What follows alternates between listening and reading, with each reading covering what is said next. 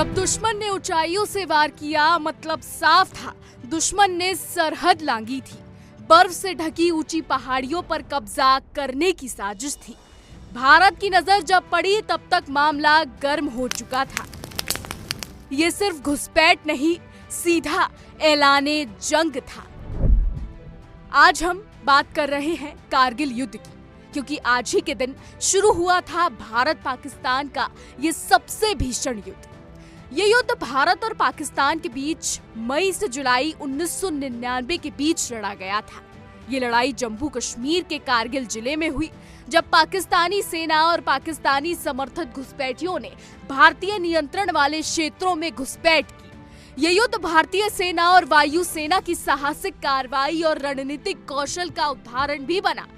आपको बता दूं कि कारगिल की लड़ाई की शुरुआत तब हुई जब भारतीय सेना को जानकारी मिली कि कुछ घुसपैठियों ने कारगिल की ऊंची पहाड़ियों पर कब्जा कर लिया है। प्रारंभ में इसे आतंकवादी गतिविधि माना गया, लेकिन जांच के बाद स्पष्ट हुआ कि इसमें पाकिस्तान की सेना, विशेष रूप से उसकी नॉर्दर्न लाइट इन्फेंट्री शामिल थी। घुसपैठियों ने टाइगर हिल और अन्य महत्वपूर्ण चोटियों पर कब्जा कर लिया था।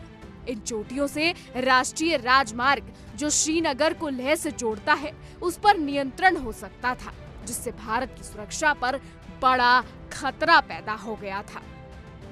पाकिस्तान का मकसद यही था कि भारत की सुदूर उत्तर की टिप पर सियाचिन ग्लेशियर की लाइफलाइन यानी NH-1D को किसी तरह काटकर उस पर नियंत्रण किया जाए।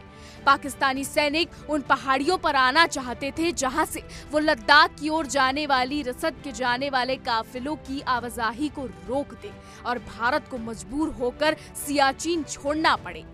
दरअसल मुशर्रफ को ये बात बहुत बुरी लगी थी कि भारत ने 1984 में सियाचिन पर कब्जा कर लिया था। उस समय वो पाकिस्तान की कमांडो फोर्स में मेजर हुआ करता था। उन्होंने कई बार उस जगह को खाली करवाने की कोशिश की थी, लेकिन कामयाब नहीं हो पाया था।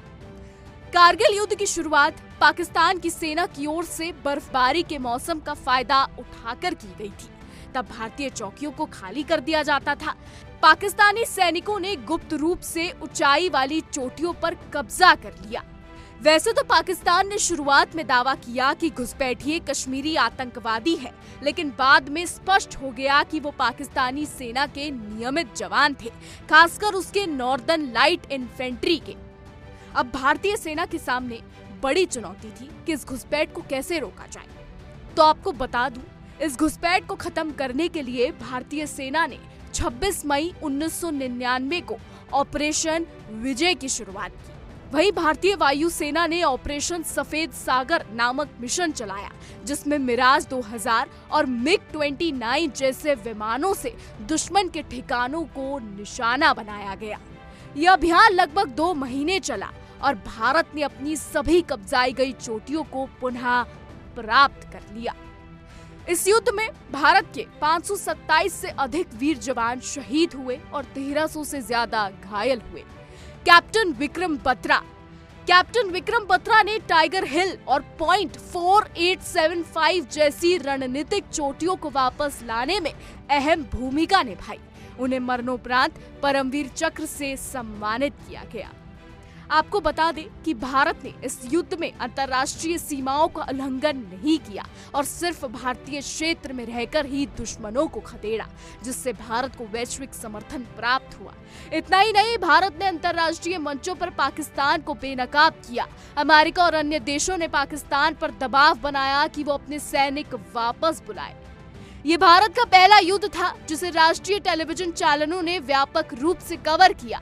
इससे आम जनता में राष्ट्रभक्ति और सेना के प्रति सम्मान की लहर दौड़ गई।